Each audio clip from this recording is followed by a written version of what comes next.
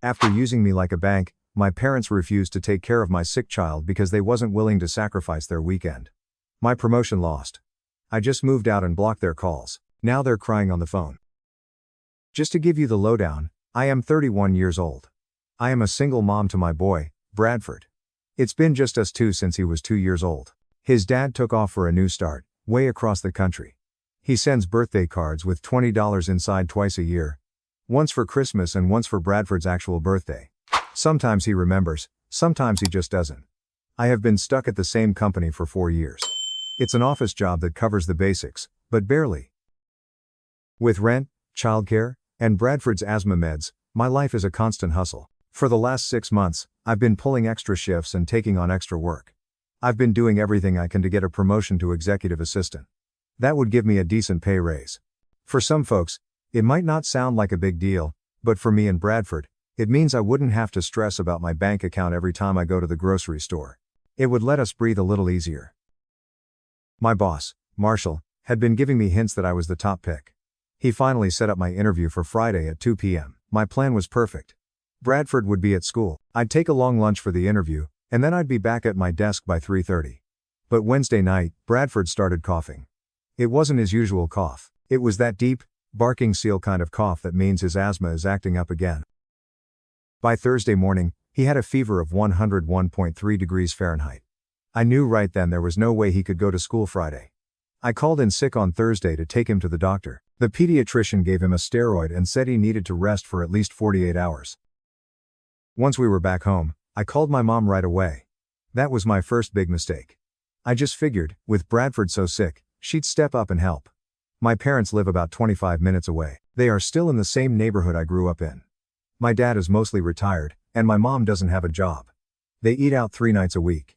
They take trips to their lake house on the weekends. They pretty much live the good life. They have always been pretty cold, not big on feelings.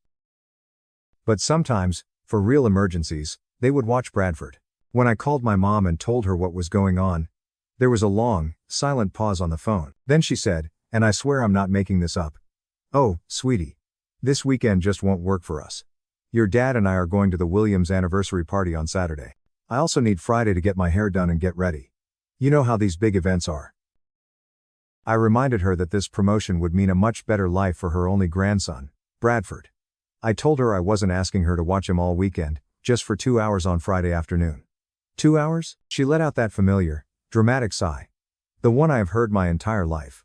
She said she couldn't change her plans last minute, and maybe this was a sign I needed to rethink my role as a mother. I hung up fast before I said something I would really regret later. After that, I called everyone I knew. Friends, neighbors, even the parents of Bradford's school friends. But with such short notice and Bradford being so sick, no one could help out. I tried to call my boss to change my interview time. But he was stuck in meetings all day. I left a message with Ivy in Human Resources. I explained my problem and asked if I could move the interview to Monday. Friday morning, I got the answer back. Marshall's schedule was totally full for the next week. Juliet from Human Resources said they had to make a decision by Tuesday. The interview had to happen Friday, or I wouldn't get it. I was crushed. I replied that I got it and would have to take myself out of the running for the job. Bradford spent Friday watching cartoons and then napping on the couch. I tried really hard not to cry every time I thought about what this meant for our future. Around 4 p.m., my phone buzzed. It was a text from my mom. It said, "How did the interview go? Did you make it work?" I just stared at my phone, completely floored. It was like she had totally forgotten our talk, or maybe she thought I'd just magically fixed everything without her. I didn't text her back. Saturday morning, another text came in. "We are heading to the Williams party," it said. "You and Bradford should come over for dinner tomorrow. I am making pot roast." It was like she was pretending nothing had happened. Like she hadn't just messed up the biggest chance I had in months. I finally called her Sunday morning, while Bradford was watching some cartoons. I told her we weren't coming for dinner. I also told her how much her not helping me, when I really needed her, had hurt me. Her reply was, "You can't expect me to drop everything every single time you have a problem. I raised you. Now, raising Bradford is your job." The talk went downhill fast from that point. I reminded her that in the 4 years since Bradford's dad took off, I had asked for her help maybe 5 times in total. She fired back by listing all the birthday and Christmas gifts they'd bought Bradford. Like presents can replace real help. I told her about all the times I had helped them out. Setting up their smart television. driving my dad to physical therapy after his knee surgery last year, helping them move furniture when they redid their house. She just brushed it off, saying those were things family just does. By the end of the call, I was shaking. I was so mad. I told her I needed some space. I said maybe it was time I stopped bending over backward for them, especially when they never had time for me or Bradford. She went quiet. Then she said, "You know, we were really hoping you could help us with some bills this month. Your dad's medicine got more expensive, and the property taxes are due." I was completely stunned. In the same breath she was refusing to see how her being so selfish had messed me up. She was asking me for cash. Cash I didn't have anymore because I lost that promotion, thanks to her. I told her there was no way I could help them with money right now, not after losing that big chance. She mumbled something about how family should stick together. The rich irony of that was not lost on me. Then she just hung up. On Monday morning, the official email came. The job went to someone else. Someone who actually made it to the interview. I spent my lunch break in my car. I cried for a full 20 minutes, then I washed my face and went back to my desk acting like everything was fine. That night, my dad gave me a call. He started chatting about the weather and some local gossip. Then he kind of stumbled into, "Your mom told me about your talk." He tried to make things better. He said, "Mom didn't mean to act unhelpful, but they were really counting on me for some cash this month." I reminded him I missed the interview. He just said, "Things happen, sweetie. Other chances will come along." It's been 3 days since all that. Bradford is doing better now. He's back at school. I am back at my desk. I watched the person who got my promotion learning the job. My parents have called me twice. They also texted many times. It's all about when I can help them pay their bills this month. I am so over it. After years of always giving, and them taking, I'm finally drawing a line. I texted them. I said I can't help with money or anything else for a good long while. I told them they need to respect that. They texted back, "We're family. Family is supposed to help each other, right? Yeah. We are family. But it only seems to matter when they need something from me." I'm not sure what happens next. Part of me feels bad for cutting them off. But another part feels like I should have done this ages ago.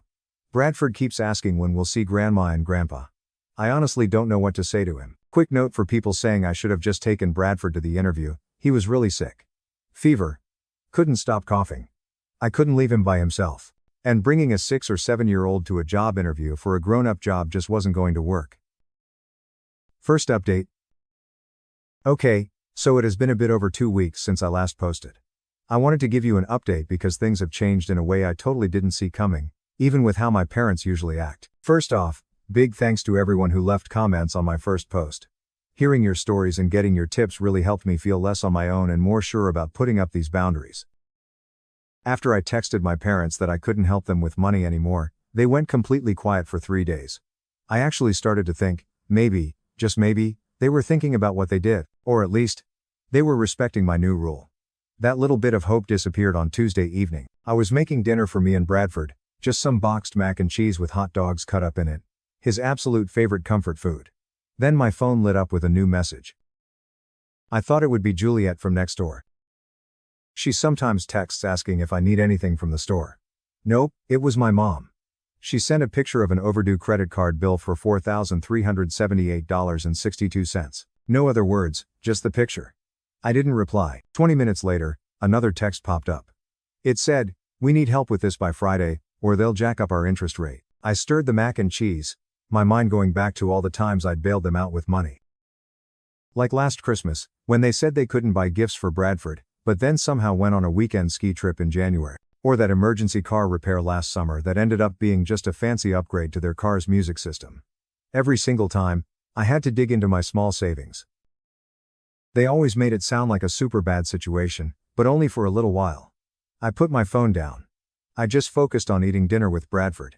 He'd been bugging me about Grandma and Grandpa all week. I had been keeping it vague, just telling him they were busy. I hate hiding stuff from him. But he really loves his grandparents, even though they're flaky. I don't want to weigh him down with grown-up problems.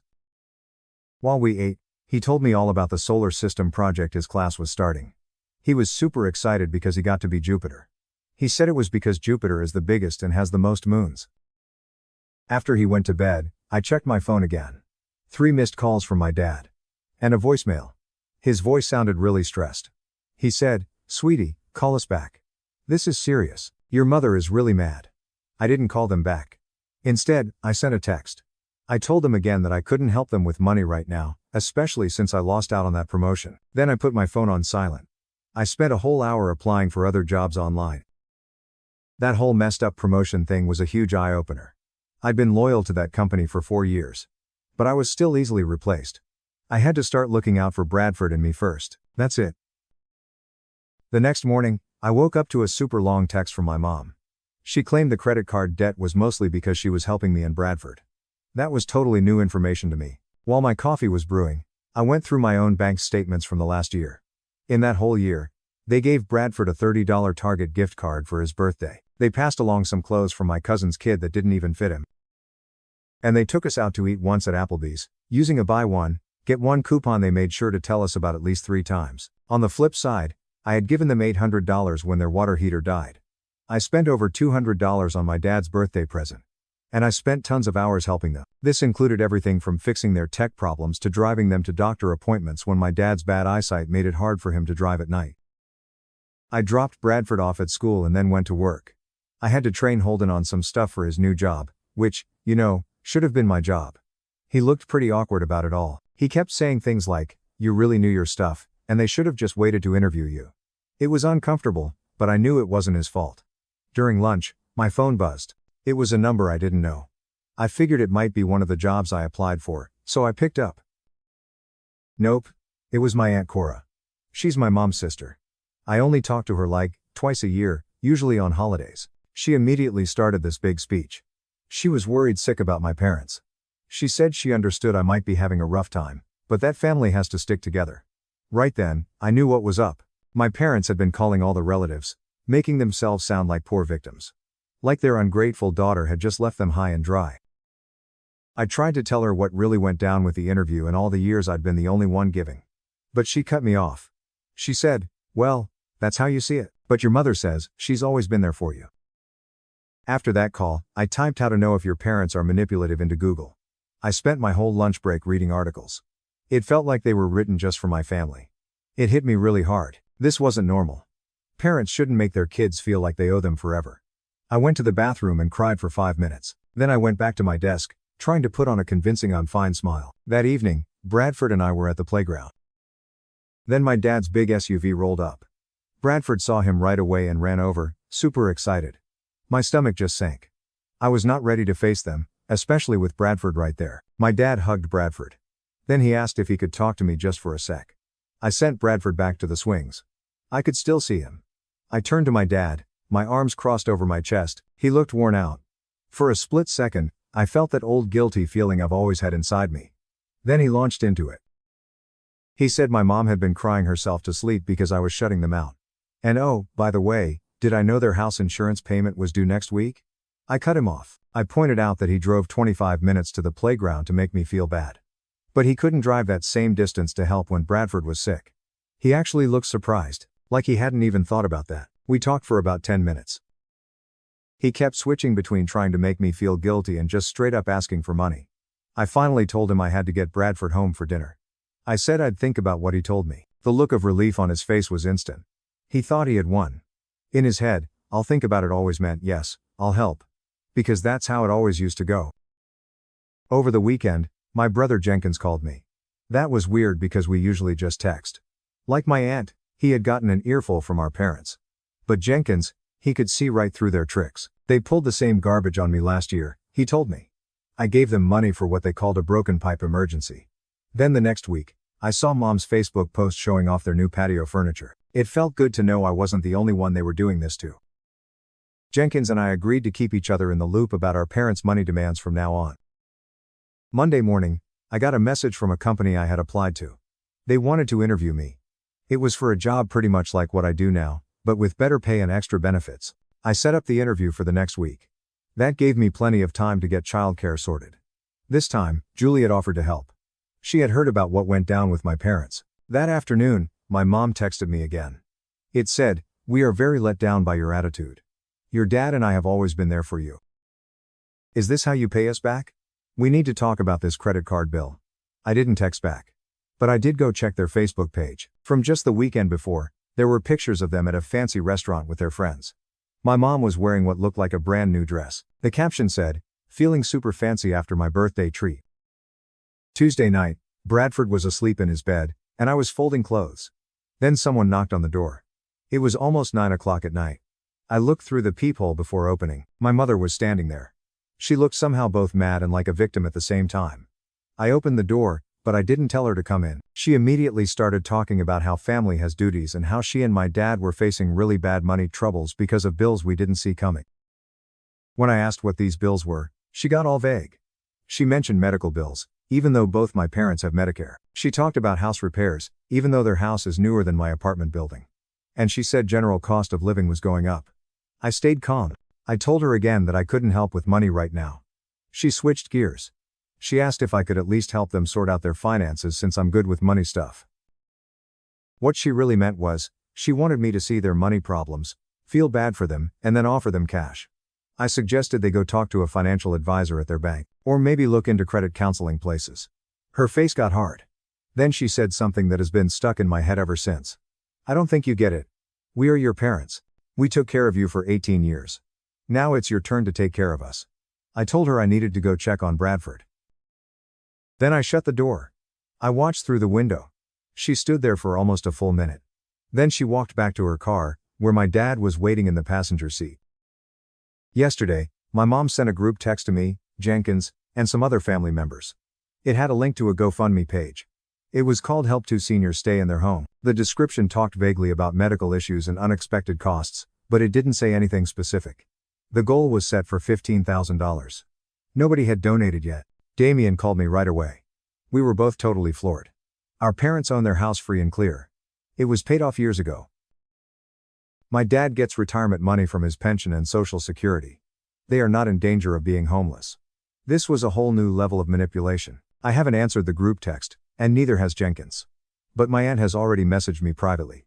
She asked why I won't step up for my parents after everything they've done for me. I'm still trying to get my head around all this while I get ready for my job interview next week. Bradford keeps asking why we haven't gone to see Grandma and Grandpa. I'm running out of excuses. Part of me feels like I'm being mean-hearted, but another part feels like I'm finally standing up for myself after letting them use me for years. This morning, I got an email from my dad. The subject line said, "Urgent. Please read." The email itself just said, "We need to talk face to face." It's about the house. I don't know what to expect next. But I'm trying to stick to my boundaries. That job interview next week feels like a fresh start. A chance to move forward without always being drained by people who can't seem to support me when I truly need it. Has anyone else dealt with family demands getting worse after you set rules? Any tips on how to handle this without completely burning all the bridges, especially for Bradford's sake? Oh, and thanks again for all the support, everyone. Just to clear some things up from the comments, no, I don't actually think they're going to lose their house. And for those asking about Bradford's dad, he pays the bare minimum child support the court ordered. It barely covers Bradford's asthma medicine. Second update. Hey everyone, quick update. It's been 3 weeks since I last posted, and honestly, my head is still spinning from everything that went down.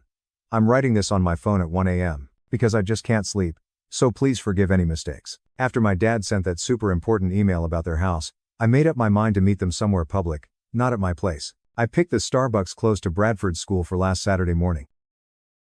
I thought being out in the open would keep things calm.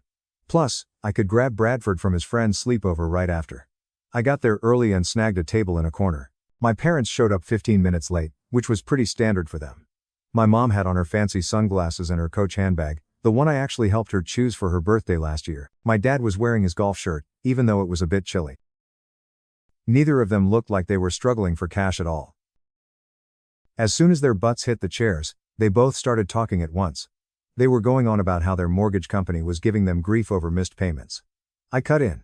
I pointed out that they had told me many times over the years that their house was fully paid for. There was this super awkward quiet. Then my mom finally admitted they took out a home equity loan 3 years ago. Turns out, they used that money to redo their kitchen, go on a cruise to Alaska, and chip in for some bills. When I asked why they never told me any of this before, my dad mumbled something about not wanting to stress me out. The real story came out as they kept talking. They had only been making the smallest payments, mostly just covering the interest. Now the bank was worried because they weren't paying enough. They weren't actually about to lose their house. The bank just wanted them to make their normal payments on time. I felt a weird mix of feelings, relief that their home wasn't actually on the line, but also really mad about being played. I then asked about that GoFundMe page. It had only gotten $175 total, from 3 people. My mom just waved her hand like it was nothing. She said it was just in case things took a turn for the worse. I explained one more time that I couldn't help them with money, especially now that I knew the full truth. I told them they should talk to a money expert about maybe getting a new loan or setting up a payment plan. My dad tried to argue, but I didn't budge. The talk ended with my mom tearing up into a napkin. My dad just stared at his coffee, which he hadn't touched. I walked out of there feeling totally wiped, but also a little bit lighter. I picked up Bradford. He was buzzing with stories from his sleepover. We spent the rest of the weekend doing schoolwork and chilling with movies. I tried my best to forget about my parents and get ready for my big job interview coming up. The interview actually went great, which was a nice surprise. It was with a smaller company, but the pay was better and the hours were more flexible. Wagner, the manager, really seemed to listen to my experience. When I explained my childcare setup, without getting into all the family drama, he brought up that they let parents work from home if their kids get sick. I tried not to get my hopes too high, but it felt like a really good sign. Then last Tuesday, I was making dinner and helping Bradford with his Jupiter project. He was painting a papier-mâché planet, and our small kitchen table was covered in newspaper and glue. My phone buzzed with a text from my Aunt Ivy. It was a picture of a Facebook post from my mom. It said, "Sometimes the toughest thing about being a parent is seeing your kid make bad choices, asking for guidance during this rough patch." The comments under it were full of vague, nice words. My mom kept replying with hints about money problems and kids who don't appreciate their parents. My aunt's message under the picture just said, "What's happening? Your mom is putting up some worrying stuff." I didn't text back right away. Bradford and I finished his planet, cleaned up the kitchen, and did his nightly routine. After he was asleep, I wrote a bunch of texts back to my aunt. But I erased every single one. How could I explain years of me doing all the giving and their tricks in just a text? Instead, I texted my brother Jenkins. He told me he'd seen the posts. He'd even called out our mom in the comments. But his comment had vanished without a trace within an hour.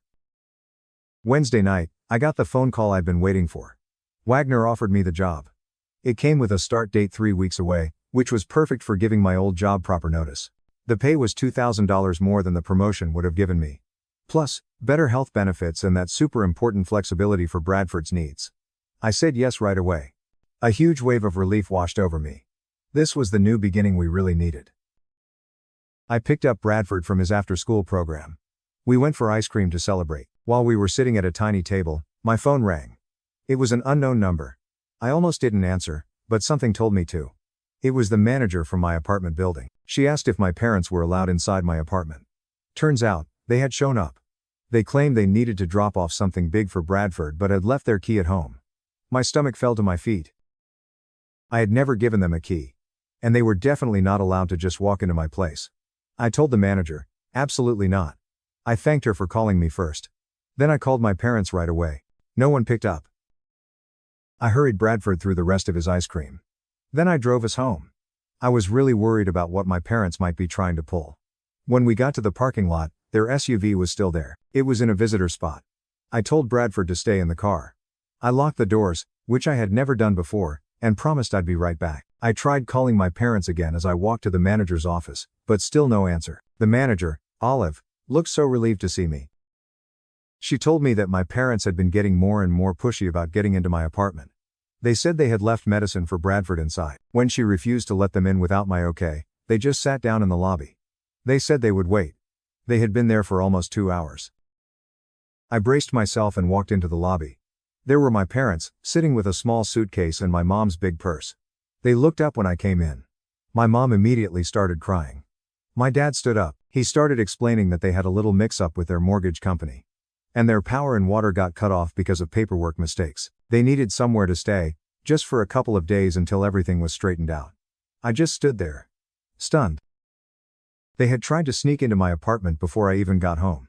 I guess they wanted to get settled in before I could say no. I asked why they didn't just call me first. My dad said their phones were about to get cut off too. He said they wanted to tell me face to face. But somehow, they had managed to drive 25 minutes to my apartment and wait for hours, instead of making a call. I flat out told them they couldn't stay at my place. My apartment only has 1 bedroom, and I share that with Bradford. There's a pull-out couch in the living room, but it's barely big enough for 1 person. More than that, I just didn't feel good about them staying here after everything that had gone down. I told them they could get a hotel, using that credit card they showed me. Or they could stay with my Aunt Ivy. She lives closer to them and has a spare room. My mom's crying quickly turned into anger. She yelled that I was leaving them high and dry when they needed me most, just like I had told them they did to me. My dad started listing off every single thing they had done for me as a kid. Things like paying for my school lunches, buying my clothes, taking me to doctor visits, just basic parent stuff, but he made it sound like they were amazing acts of kindness. Bradford was still in the car, so I had to wrap this up fast. I firmly told them I would help them find other places to stay. But they were not staying with me. My mom snatched her purse and stormed out the door. But my dad hung back. He looked genuinely puzzled, like he couldn't figure out why I wasn't giving in like I always used to. I spent the next hour making phone calls. I called my aunt. She agreed, kind of grudgingly, that they could stay with her for a few days. I called my brother. He said he'd drive over and help if I needed him to. And then I called my parents. I left a voicemail with my aunt's address and phone number. I did all this while trying to keep things normal for Bradford. He knew something was up, but he didn't quite get what. The next morning, my dad texted. He said they were at my aunt's place and would sort things out. I went to work. I gave my 2 weeks notice. I tried to focus on all the good changes coming our way. When I picked up Bradford from school, he asked if Grandma and Grandpa were okay. I kept my answer simple.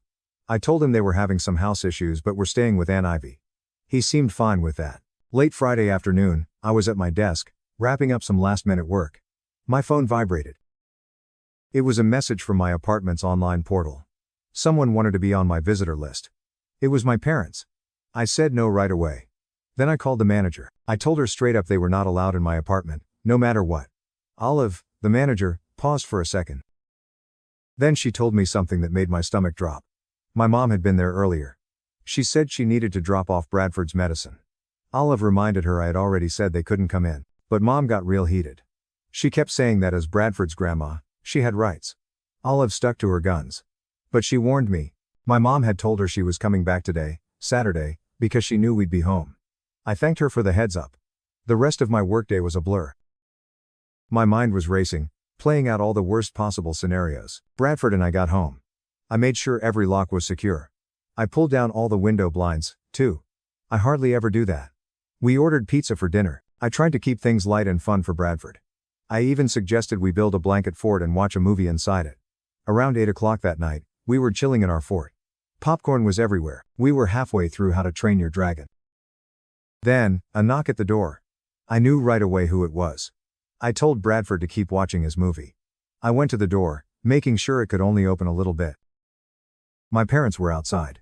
They had that same small suitcase from before, plus 2 more bags. My dad grinned, like everything was perfectly normal. He said my place made more sense than my aunt's. He claimed I had more space, which was a total lie. He also said I was closer to their doctors, another big fat lie. My mom tried to peek around me. She called out Bradford's name. He perked up right away when he heard her voice. I walked into the hallway, pulling the door almost shut behind me. I told them straight up, they couldn't stay with me. Not now, not this weekend, not just until things are figured out. My mom's face got really cold and hard. She said something that sent shivers down my spine. We'll see what the cops think. She threatened. About a daughter kicking her old parents out with no place to go. The threat was so obvious, I almost laughed in her face. I stayed calm. I told them that they were grown-ups. They had options, a working credit card, a car, and family willing to let them stay. So, no, they weren't homeless or helpless old folks. If they called the police, the cops would just send them to social services or back to Aunt Ivy's house. My dad seemed to realize his mom's threat wasn't working. So, he switched his game. He brought up Bradford's birthday next month. He said, wouldn't it be a shame if we couldn't come or bring gifts because we're living in our car? Their trying to manipulate me was so clear, it just made me feel gross. I told them I had to go back to Bradford. I said I was going to block their phone numbers for a bit. I told them again to go back to Aunt Ivy's place or use their credit card for a hotel room. Then I went back inside, locked the door tight. I rejoined our blanket fort, but my hands were shaking a little. Bradford asked if Grandma and Grandpa were coming in. I told him they just popped by to say hi, but had to head back to Aunt Ivy's place. He seemed fine with that and went back to the movie. But I was on edge the rest of the night. Every little sound from the hallway made me jump. They knocked 2 more times. I peeked through the peephole each time, but I didn't open the door. Finally, they left.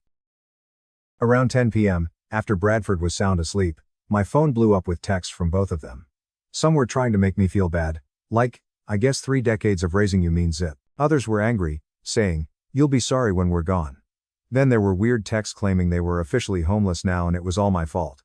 I didn't text back to any of it. Instead, I texted my aunt. She confirmed they were back at her house.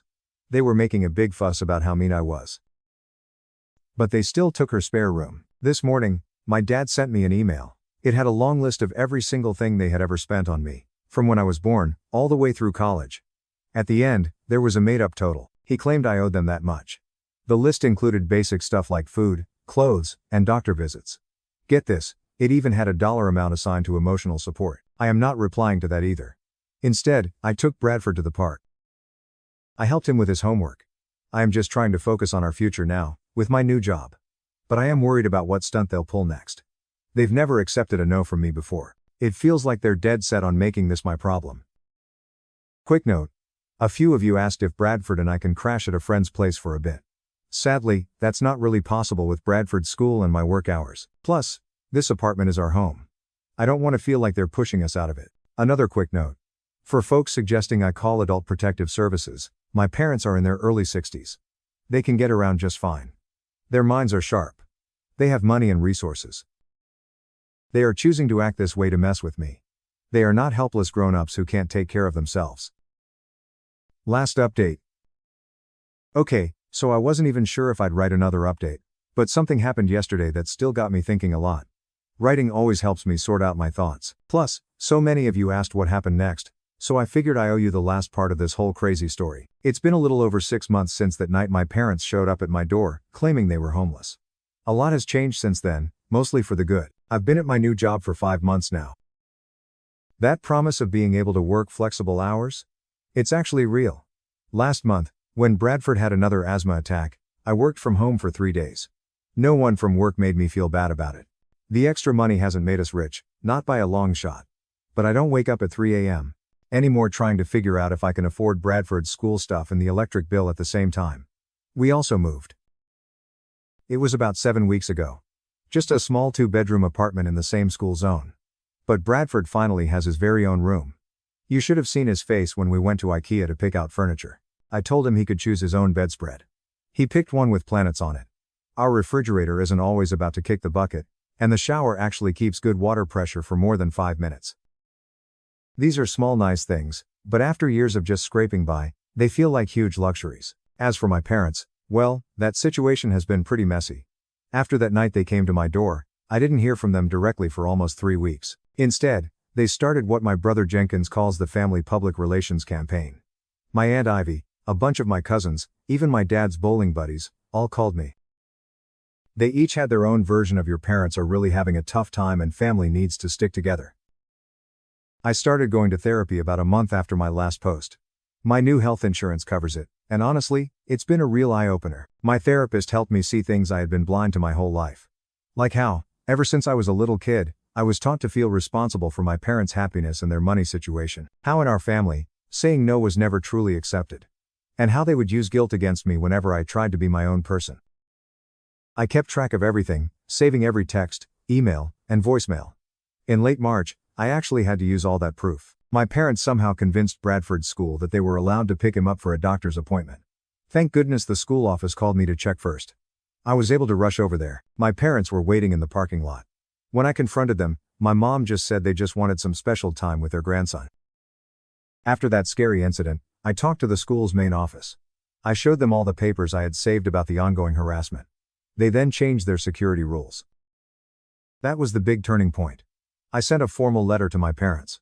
It said that any more attempts to see Bradford without my clear permission would lead to me taking legal action. I really didn't want to do that. My hand shook when I wrote that letter. But Bradford's safety had to come first. They backed off after that, at least they stopped showing up in person. Bradford, as you might expect, has had a hard time with all this. He misses his grandparents. He doesn't really get why we don't see them anymore. I've tried to explain it in ways he can understand, without making his grandparents sound like bad guys. We've had lots of talks in the car on the way to school. We talk about how sometimes people we love make choices that aren't good for us, and how it's okay to still love someone, but also need some space from them. I'm not sure how much of it he fully understands, but he seems to be getting used to things. My relationship with my brother has actually gotten better through all of this. Jenkins and I were never super close. He's 5 years older than me and moved to another state after college. But dealing with our parents' behavior has brought us closer. He visits about once a month now. Bradford just loves his cool Uncle Jenkins, who teaches him card tricks and brings him comic books. In April, I found out through family whispers that my parents had indeed fallen behind on their mortgage payments. But it wasn't because they were broke. They had been putting their credit card bills first, thinking they could always catch up on the house payments later. My aunt, who has become surprisingly on my side now that she knows the whole story, told me they worked out a payment plan with the bank. So, they're not going to lose their house anymore. They were never really homeless. It was all just a big act to get what they wanted. My aunt also let it slip that my mom was furious when I got the new job instead of helping them with money. Turns out, Mom was counting on my guilt to be a steady source of income. My sudden decision to stand up for myself completely messed up their money plans. I wish I could say I handled all this with a clear head, but that wouldn't be true. Some days, after Bradford went to bed, I'd just cry. I'd wonder if I was doing the right thing. Some days, I'd write out super long texts explaining how I felt, only to delete them before sending. There are still times I see Bradford do something cute and my first thought is, Mom would love this. Before I remember where things stand between us. The hardest part has been holidays and birthdays. Bradford turned 8 last month. He asked if Grandma and Grandpa were coming to his party. I had planned a small get-together at the local bowling alley with a few of his school friends. When I told him they weren't coming, his little face fell, just for a second. Then he bounced back and started talking about the cake. But that moment really hit me hard. I did send them pictures of him at his party through my aunt. I'm not trying to completely cut them out of his life. I'm just setting rules about direct contact until I can actually trust how they act. Now, about that phone call that came out of nowhere yesterday morning. I was making pancakes for Bradford, our regular Saturday thing, when my phone rang. It was my dad's number. I almost didn't answer it. My finger was hovering over the decline button. But something told me to pick up. His voice sounded different. Quieter. Not so bossy, you know? He asked how we were doing. And for once, he actually waited for me to answer instead of immediately starting about his own problems. I gave him short, polite answers. Then he said something I truly never expected to hear. My mom had started seeing a therapist too. Apparently, after months of their attempts to get back into my life and my wallet going nowhere, my mom had a bit of a health scare. Nothing super serious, just high blood pressure that needed new medicine. But her doctor told her to get therapy for stress. My dad said she'd been going for about 6 weeks. According to him, her therapist was helping her see some of her own behavior patterns. He said she was starting to understand how her actions had pushed me away. There wasn't some huge apology. No big promises that everything would be different overnight. Just my dad saying she was working on stuff and starting to see things in a new light. He just said they wanted to slowly build some kind of relationship again, on whatever terms I was comfortable with. I told him I needed time to think about it. And he actually accepted that without arguing. That was another big surprise. Before he hung up, he mentioned they had set up automatic payments for their mortgage. And they were working with a financial advisor at their bank. It felt like he was trying to prove they were fixing the problems that led to them saying they were homeless. I'm still not sure what to make of all this. 6 months of therapy has taught me to be really careful about falling back into old habits. But it's also helped me realize that relationships can change if both people are willing to put in the effort. The big question is whether my mom's therapy is truly making her think differently, or if it's just another smart way for her to get what she wants. For now, I'm just taking it one day at a time. I told my dad we could start with occasional emails. Sharing updates about Bradford, like photos and what he's doing in school. No visits in person yet. No talks about money. And absolutely no alone time with Bradford. He seems surprisingly okay with these rules. My therapist told me that real change takes time to actually show itself. Words are easy to say. It's consistent actions over many months or even years that truly matter. So, I'm going forward with a hopeful but cautious attitude. And I'm keeping my boundaries strong. Life isn't perfect, by the way. Our new apartment has this dripping sound in the bathroom that the maintenance guy just can't fix. My car made a weird noise last week that I'm just ignoring because I don't even want to know how much it will cost to fix.